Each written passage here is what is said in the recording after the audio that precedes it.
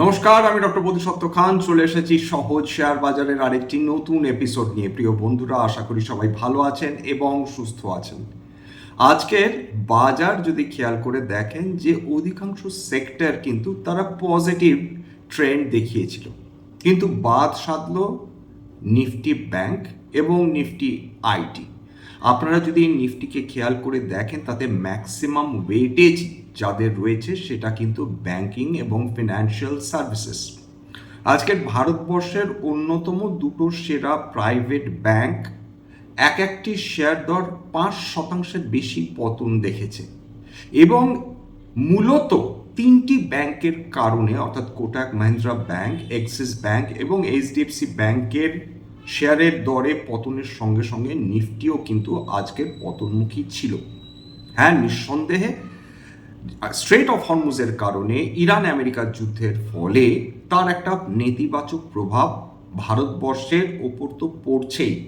উপরন্তু এশীয় শেয়ার বাজারগুলো খেয়াল করে দেখুন, আজকের দিনেও নিকেই 225 এবং কসপি এই দুটি ইন্ডাইস কিন্তু 4% বেশি পতন দেখে ফেলেছে, এবং যার ফলে আজকের দিনেও ভারতবর্ষতে আর্টিফিশিয়াল ইন্টেলিজেন্স ইনফ্রাস্ট্রাকচার ডেভেলপমেন্ট যে কোম্পানিজগুলো রয়েছে, খুব স্বাভাবিকভাবে তাদের শেয়ার দরেও পতন এসেছে এবং সেমিকন্ডাক্টরসে পতন এসেছে।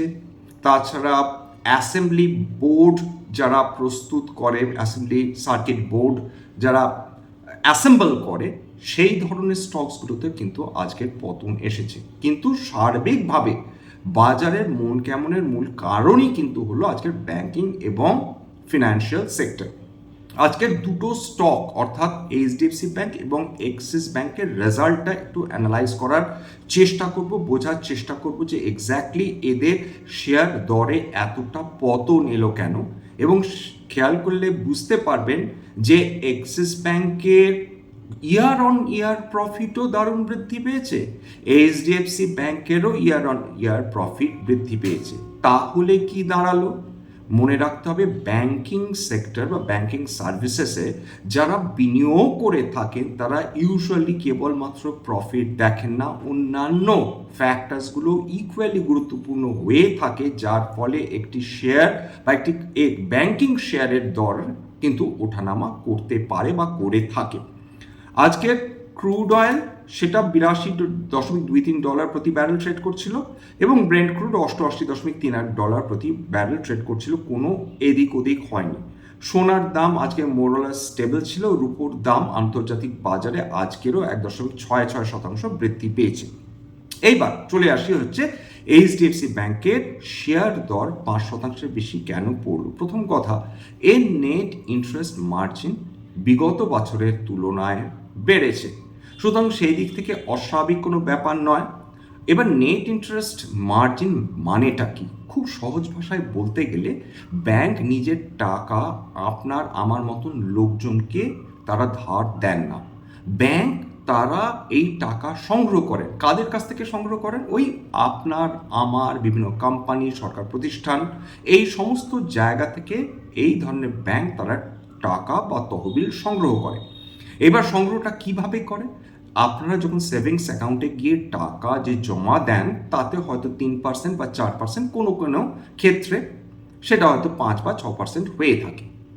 এইবার ব্যাংক সেই টাকাটাকে নিজের মূলধন হিসেবে ব্যবহার করে ব্যবসাতে খাটায়, এবং যখনই আপনারা হোম লোন নিতে যাচ্ছেন বা পার্সোনাল লোন নিতে যাচ্ছেন বা অটো লোন নিতে যাচ্ছেন, তখন খেয়াল করে দেখবেন যে ব্যাংকগুলো ইউজুয়ালি, সেটা হয়তো পার্সোনাল লোনের ক্ষেত্রে 15 থেকে 16%, সেটা অটো লোনের ক্ষেত্রে হয়তো 8 থেকে 9 বা কোনো কোনো ক্ষেত্রে 10%, এমনকি হোম লোনের ক্ষেত্রে 8 থেকে 8.5%-এর মধ্যে নিয়ে থাকে। অর্থাৎ একদিকে তারা 3 থেকে 5% তারা আপনাদেরই টাকার ওপর তারা ইন্টারেস্ট আপনাকে প্রদান করছে, অন্যদিকে আপনাকে যখন লোন দিচ্ছে তার থেকে দ্বিগুণ পরিমাণ টাকা কিন্তু তারা ইন্টারেস্ট হিসেবে সংগ্রহ করে নিচ্ছে। এই যে ডিফারেন্স, অর্থাৎ ইন্টারেস্ট অন ডিপোজিট এবং ইন্টারেস্ট অন লোন, এর যে ডিফারেন্সটা, সেটাকে বলা হয় কিন্তু নেট ইন্টারেস্ট মার্জিন। সেইটা বৃদ্ধি পেয়েছে এইচডিএফসি ব্যাংকের, যদিও অতি স্বল্প 7%, কিন্তু তবুও তো বেড়েছে। কিন্তু সমস্যাটা যে দাঁড়িয়েছে অন্য জায়গায়, সেটা হচ্ছে ফান্ডিং কস্ট বেড়েছে। অর্থাৎ ব্যাঙ্কগুলো দেখছে যে সাধারণ মানুষ এখন যে সেভিংস যে অ্যাকাউন্টগুলো রয়েছে সেখানে টাকা রাখতে বিশেষ পছন্দ করছে না। কে বা বলুন তো 2%, 3%, 4%-এ ব্যাংকের টাকা ফেলে রাখবে? সাধারণ মানুষ এখন কি করছেন, তারা মিউচুয়াল ফান্ডে গিয়ে বিনিয়োগ করছেন, বা ইকুইটিসে গিয়ে বিনিয়োগ করছেন, বা গোল্ড ইটিএফে গিয়ে বিনিয়োগ করছেন, বা অল্টারনেটিভ ইনভেস্টমেন্ট ফান্ডে গিয়ে বিনিয়োগ করছেন। এই বিভিন্ন ধরনের, বা ইনভিটে বা রেটসে বিনিয়োগ করছেন, এমনকি বন্ডসে বিনিয়োগ করছেন, এবং সেখানে তারা ইন্টারেস্ট অনেক বেশি পাচ্ছেন। কীরকম, ধরুন উদাহরণ হিসেবে বলছি, যে যেগুলো বেসরকারি যেগুলো কোম্পানি, তারা খুব কম সময়ের জন্য, স্বল্প সময়ের জন্য তারা বাজারে বন্ড ইস্যু করে, হয়তো 3 মাস বা কোনো কোনো ক্ষেত্রে 6 মাস।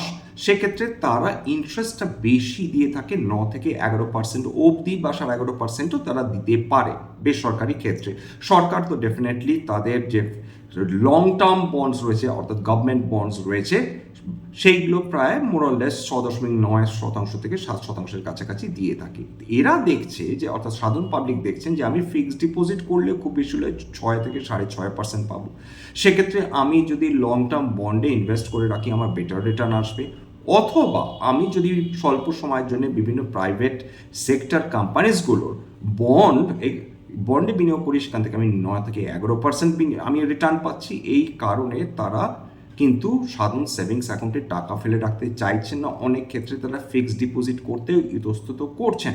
তার ফলে কিছু কিছু ব্যাংক তারা বাধ্য হচ্ছেন অতিরিক্ত ইন্টারেস্ট দিয়ে তারা যাতে নিজেদের কনজিউমার্স বা কাস্টমার্সদের তারা ধরে রাখতে পারেন। এর ফলে যেখানে হয়তো বা তার ফিক্সড ডিপোজিটে 6.5% দিতেন, সেখানে এখন হয়তো কোনো কোনো ক্ষেত্রে 7, কোনো কোনো ক্ষেত্রে 7.5% দিচ্ছে। এটা কেবলমাত্র উদাহরণ হিসাবে বলছি, এক্স্যাক্ট কিন্তু আমি পিন পয়েন্ট করছি না যে এই ব্যাংক এত পার্সেন্টই দেয়, জাস্ট একটা ওভারঅল একটা জেনারেলাইজড ভিউ আপনাদের দিচ্ছি। এর ফলে ব্যাংকগুলো তারা নিজেদের কাস্টমারদের ধরে রাখতে তারা কিন্তু বেশি ইন্টারেস্ট পেমেন্ট করে কনজিউমার বা কাস্টমারদের কাছ থেকে টাকা সংগ্রহ করছে নিজেদের মূলধন হিসাবে সেটা ট্রিট করার জন্য। এছাড়া ব্যাংকের আরেকটা সোর্স অফ ইজি মানি, সেটা কিন্তু কারেন্ট অ্যাকাউন্ট। অর্থাৎ কারেন্ট অ্যাকাউন্টে ব্যবসাদাররা যে টাকাটা রাখেন, সে তার উপর কিন্তু ব্যাংকগুলো কোনো ধরনের ইন্টারেস্ট প্রদান করে না। এই টাকাটা তারা বাজারে খাটায়, এবং এটা কিন্তু তাদের ইজি সোর্স অফ মানি। সেই জায়গাটাও তারা কারেন্ট কাসা রেশিওটা খুব গুরুত্বপূর্ণ হয়ে যায় একটা ব্যাংকের ক্ষেত্রে, অর্থাৎ current account savings account ratio, যেখানে তারা যে মূলধন তারা যে সংগ্রহ করবেন, সেটা কিন্তু মূলত এই দুটো মাধ্যমেই তাদের কাছে আসে। এছাড়া এই ফান্ডিং কস্ট বেড়ে যাওয়ার জন্য, বিশেষ করে এইচডিএফসি ব্যাংকের ক্ষেত্রেও একই কথা সাজে, এক্সিস ব্যাংকের ক্ষেত্রেও একই কথা সাজে। অর্থাৎ এদের ফান্ডিং কস্ট যেভাবে বেড়ে গেছে, তার ফলে তাদের প্রফিটেবিলিটি সেটা শ্রিঙ্ক করছে, বা অপারেটিং প্রফিট মার্জিন কমে যাচ্ছে, এবং খুব স্বাভাবিকভাবে নেট ইন্টারেস্ট মার্জিনের ওপরও চাপ পড়ছে। এবার বাজার 3 নম্বর যে কারণে এইচডিএফসি ব্যাংক এবং অ্যাক্সিস ব্যাংক দুটোই পতন দেখেছে, সেটা কিন্তু আর্নিংস এক্সপেকটেশনসের ডিসঅ্যাপয়েন্টমেন্ট এসেছে। অর্থাৎ বিনিয়োগকারীরা মনে করেছিলেন যে অ্যাক্সিস ব্যাংক এবং এইচডিএফসি ব্যাংক যে রোজগার করেছে, তার থেকে অনেক বেটার রোজগার করার তাদের ক্যাপাবিলিটি রয়েছে। অর্থাৎ আর্নিংস ফ্রন্টে ডিসঅ্যাপয়েন্টমেন্ট এসছে। এইচডিএফসি ব্যাংকের ক্ষেত্রেও একই কথা, অ্যাক্সিস ব্যাংকের ক্ষেত্রেও একই কথা সাজে। এইবার চলে আসি হচ্ছে তার এই দুটো ব্যাংকের মোরাললেস আজকের রেজাল্ট নিয়ে একটু আলোচনা। তার আগে বলে রাখি যে, দেখুন, একজন লং টার্ম ইনভেস্টর হিসাবে কেউ যদি ফিন্যান্স সেক্টরে বা ব্যাংকিং সেক্টরে বিভিন্ন ব্যাংকসগুলোতে যদি তারা ইন্টারেস্টেড থাকেন বা তারা ইনভেস্টমেন্টের কথা ভাবেন, তাহলে অন্তত কি কি দেখা উচিত? 1 নম্বর, নেট ইন্টারেস্ট মার্জিন বাড়ছে না কমছে, এটা সবসময় অতি গুরুত্বপূর্ণ। 2 নম্বর, লোন গ্রোথ বাড়ছে না কমছে, অর্থাৎ একটা ব্যাংক তার যে পরিমাণ লোন দিয়ে থাকে, সেটা প্রত্যেকটা কোয়ার্টার তাদের লোন দেওয়ার পরিমাণ বেড়ে যাচ্ছে নাকি কমে যাচ্ছে। যদি লোন দেওয়ার পরিমাণ কমে যায়, সেটা চিন্তার বিষয় ব্যাংকের ক্ষেত্রে। সেক্ষেত্রে তারা ইন্টারেস্ট আর্ন যেটা করতে পারতো, সেটা কমে যাবে। ইউজুয়ালি ইকোনমিক ডাউনটার্নের ক্ষেত্রে এই ধরনের ঘটনা ঘটতে পারে, অর্থাৎ লোন গ্রোথ সেটা কমে যেতে পারে। 3 নম্বর, ডিপোজিট গ্রোথ বাড়ছে না কমছে। ওই যে সাধারণ মানুষ ব্যাংকে টাকা জমা করছেন না, এই যে প্রবণতা, অর্থাৎ মিউচুয়াল ফান্ডে বিনিয়োগ বা ইকুইটি মার্কেটে বিনিয়োগ বা অন্যান্য অ্যাসেটে বিনিয়োগ, এই প্রবণতা দিনের পর দিন বৃদ্ধি হচ্ছে। সাধারণ মানুষ বুঝে গিয়েছেন যে ব্যাংকে টাকা রেখে তাদের বিশেষ কোনো লাভ হবে না, সেই টাকাটা সেভিংসের বদলে ইনভেস্টমেন্ট করলে অনেক বেশি লাভ, সেই চেষ্টাই তারা করছেন। তার ফলে ব্যাংকগুলো বিপদে পড়ে যাচ্ছে। এছাড়া তাদের নতুন করে চ্যালেঞ্জের মুখে ফেলে দিচ্ছে কিন্তু বিভিন্ন ফিনান্সিয়াল টেকনোলজি স্টকস, এটা কিন্তু আমাদের খেয়াল রাখতে হবে।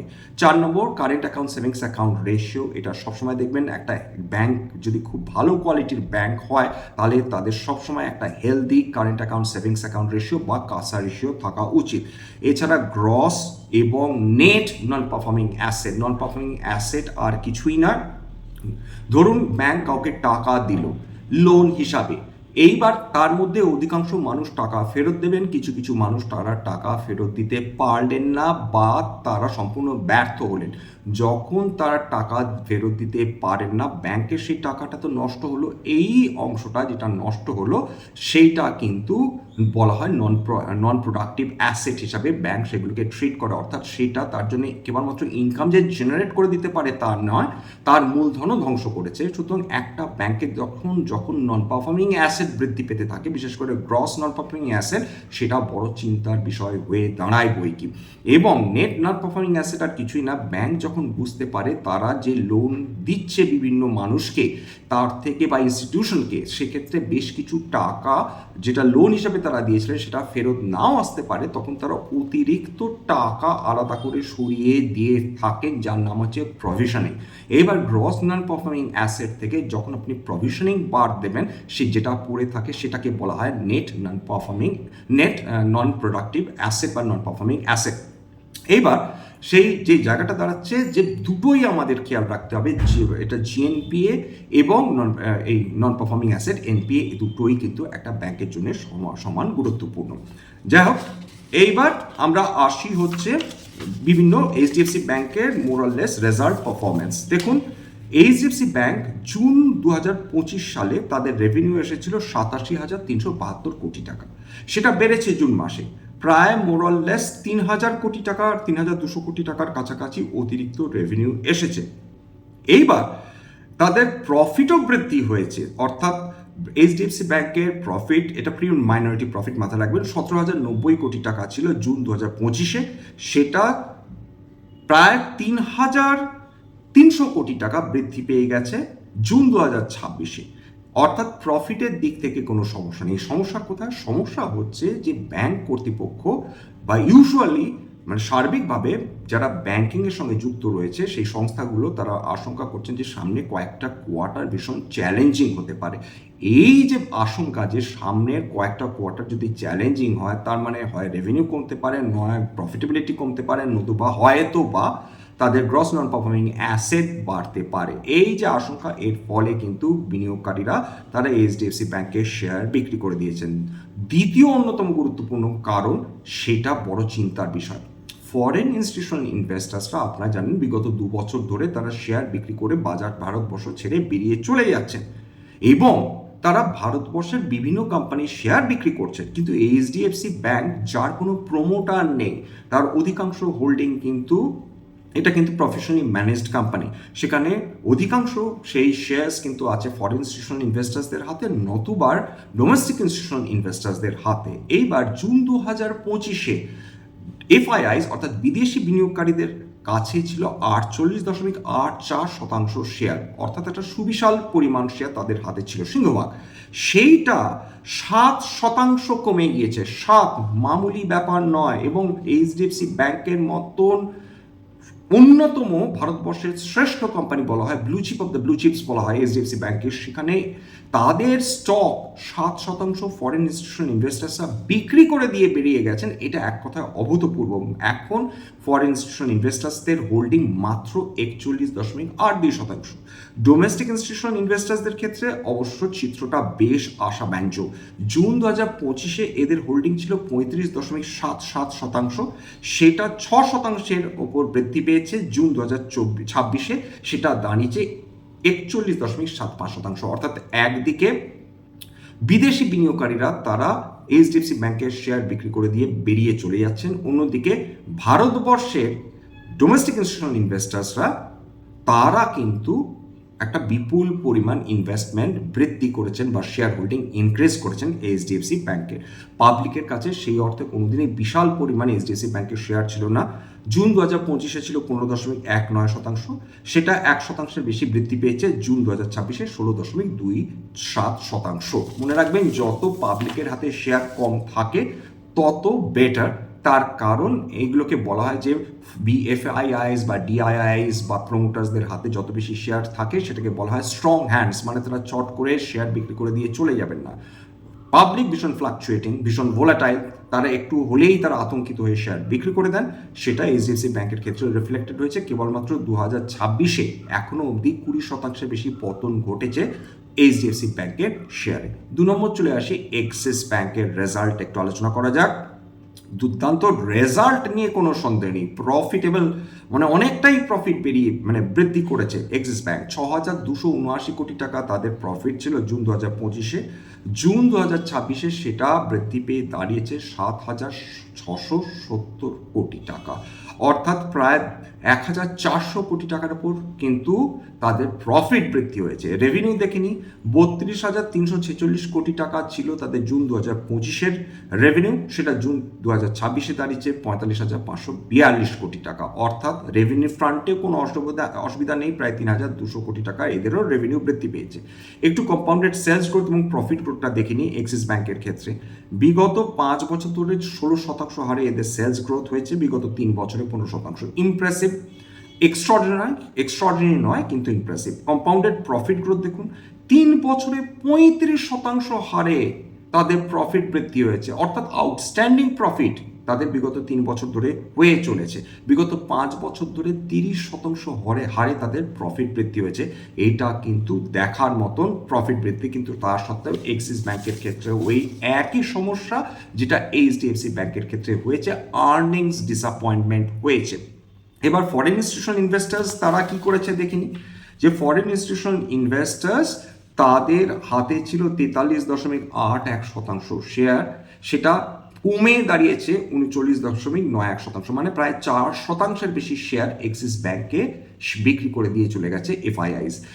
যদি ডিআইআইসদের ক্ষেত্রে দেখি, জুন 2025-এ ছিল 41.22%, সেইটা 1%, প্রায় 1.5%-র কাছাকাছি বৃদ্ধি পেয়ে দাঁড়িয়েছে 42.69%। এই তথ্য আমি নিয়েছি স্ক্রিনার্স থেকে। যাই হোক, এখানেই শেষ করব। এইটুকুনি বলা যেতে পারে যে দেখুন, যতক্ষণ না ভারতবর্ষে বিভিন্ন নামি দামি কোম্পানি তাদের হেলদি প্রফিট, হেলদি একটা ইনকাম স্টেটমেন্ট বিনিয়োগকারীদের সামনে পেশ করবেন, ততক্ষণ এই কোম্পানিজগুলো আউটস্ট্যান্ডিং রিটার্ন দেবে, তাদের শেয়ার প্রাইস অ্যাপ্রিসিয়েটেড হবে, এটা ভেবে নেওয়া কিন্তু মুশকিল। চিন্তা ফরেন ইনস্টিটিউশন ইনভেস্টার্সরা কবে তাদের শেয়ার বিক্রি করা বন্ধ করবে। আজ এখানে শেষ করলাম। স্ট্যান্ডার্ড ডিসক্লোজার, যে কোম্পানিজগুলো নিয়ে আলোচনা করলাম, আমার নিজস্ব কোনো বিনিয়োগ নেই, কিন্তু আমার পরিবারের এই ব্যাংকগুলোতে ভেস্টেড ইন্টারেস্ট থাকলেও থাকতে পারে। ভবিষ্যতে তারা যদি নতুন করে কেনেন বা বিক্রি করেন, আগাম বিজ্ঞপ্তি দিয়ে কিনতে বা বিক্রি করতে পারবেন না। স্ট্যান্ডার্ড ডিসক্লেমার, এটা কেবলমাত্র একটা এডুকেশনাল চ্যানেল বাঙালি বিনিয়োগকারীদের ইনভেস্ট অ্যাওয়ারনেস বৃদ্ধির জন্য। এখানে কোনো ধরনের কোনো শেয়ারের buy sell recommendation, suggestion, advice এমনকি ইনফ্লুয়েন্স করার প্রচেষ্টা নেই। আমার কথা শুনে যদি কোনো অ্যাসেট বা কোনো শেয়ারে বাই সেল সিদ্ধান্ত নেন, ক্ষতির মুখোমুখি হতে পারেন। সুতরাং সবসময় একজন সেবি রেজিস্টার্ড ইনভেস্টমেন্ট অ্যাডভাইসারের পরামর্শ নেওয়ার চেষ্টা করবেন বা নিজের ডিউ ডিলিজেন্স করবেন। এবার সবশেষে যেটা বলি, যদি এই ধরনের এপিসোড আপনাদের ভালো লাগে, প্লিজ একটা লাইক দেবেন, প্লিজ সাবস্ক্রাইব করবেন, এবং যদি সত্যি মনে হয় আমার বাঙালি ভাই বোনদের জীবনে একটুখানি ভ্যালু অ্যাড করতে পেরেছি, প্লিজ নিজে গ্রুপে শেয়ার করে দেওয়ার চেষ্টা করবেন। আজকের জন্য নমস্কার।